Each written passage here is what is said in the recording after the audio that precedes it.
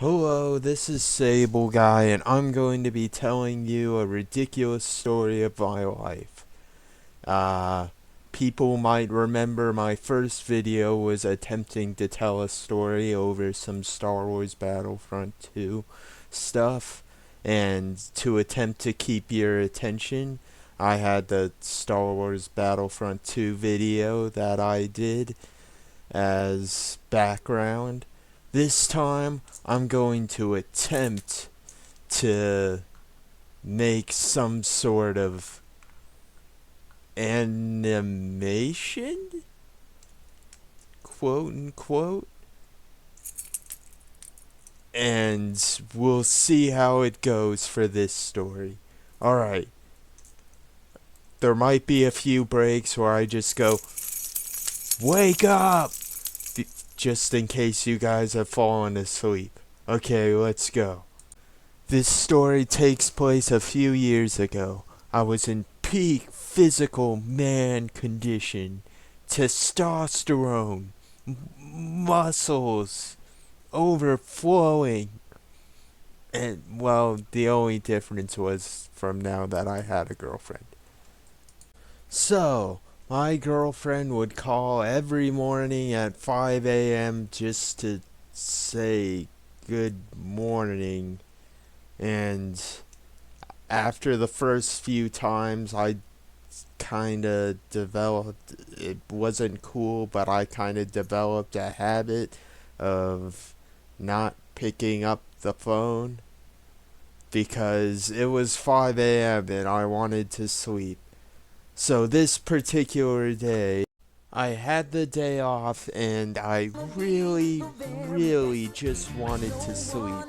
And in my defense, my phone would be charging on the opposite side of my room, which was pretty much 4 times the size of the one I have now. So I decided I'd sleep through her call, and I got a couple calls, but still I ended up tuning out the ringtone and slept through them until I woke up and checked my phone. I knew I was in trouble because I hadn't answered the phone, but I pick up the phone and I see she left she called me like 12 different times. And I thought just like, oh shit, I'm in trouble now. In a frenzy, I immediately pick up my phone and go to call her, thinking, oh shit, I didn't let her say good morning. She's gonna want to dump me for this. And so I get a hold of her on the line, but she's like incomprehensibly bawling. And like in between sobs, I'm trying to say, "Look, I'm sorry I didn't pick up." And still just crying incomprehensibly. I couldn't understand a word she'd said. Just so, after a while, I eventually am able to get a few words of what she was saying and find out that the issue wasn't that I wasn't responding to her good morning call. Apparently, the issue was that she impulsively and completely just randomly on her way home from work decided, you know what? I'm gonna get a hamster, and went to PetSmart to buy everything for it and bought the hamster and was just like brought it home like it was nothing and showed her mom. They're just like, okay, I got a hamster. I'm keeping him now. And apparently, her mom had told her before when she got her guinea pig that she wanted no more pets in the house, especially rodents. And so I heard her say that, and I just repeated over the phone, just like, so your mom said no more pets, especially rodents, and you bought a hamster thinking it was okay and everything would be fine. She replied, "Yes, she's being so unreasonable. I even got everything needed to take care of her, but she still doesn't want to let me keep her. It makes no sense. She's crazy." So that was the most ridiculous thing I've ever heard, but I'm her boyfriend. I have to be on her side with this argument. So I'm just like, yeah, she's being ridiculous. I mean, you got everything you needed for it.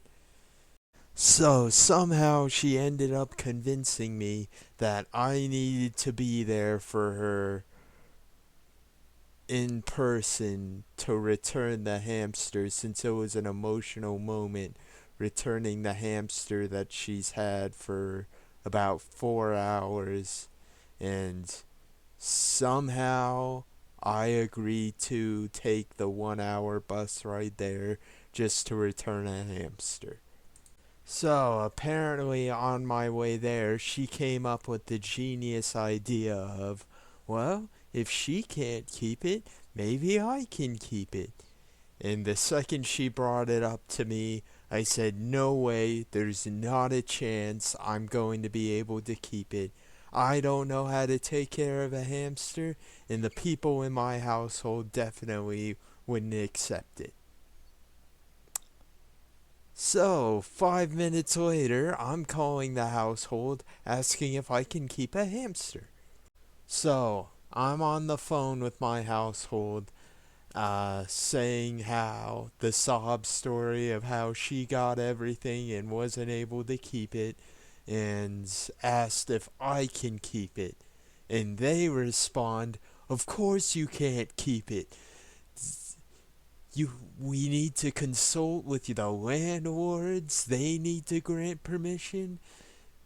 People in the household might be afraid of them, and even your roommates still haven't accepted." And so I turned back and glanced at my girlfriend's smiling, happy face in the background, and I turned back to the phone and say, "So that's a maybe, right?" Unfortunately, it wasn't a maybe. They had refused and decided I could not keep the hamster. So I suggested to my girlfriend, maybe it's best we return the hamster. 5 minutes later, I'm carrying the hamster cage onto the bus with the only thing covering it being a blanket, and thinking to myself, fuck, what am I gonna do? What have I done to myself? How the hell am I going to even get this thing into the house? So I end up strolling home, and when I finally get off the bus, I heave the cage over my shoulder and just walk home like this with nothing but a blanket covering it.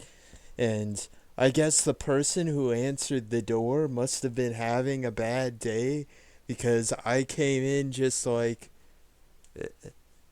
"Hey," and she just mumbled, "Hey," and just opened the door for me to come in.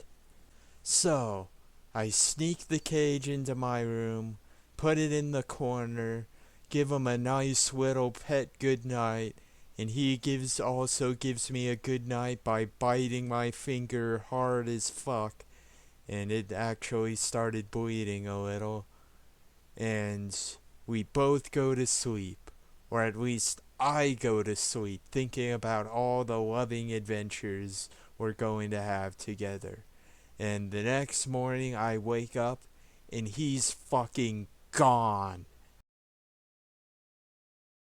So that story was 100% true, and the rest of his story doesn't get any less exciting from there, as you can imagine, just from him going missing. So if you want to hear the rest of his epic saga, leave a comment, like, subscribe, all that good stuff. and I'll try and make another video. Bye bye.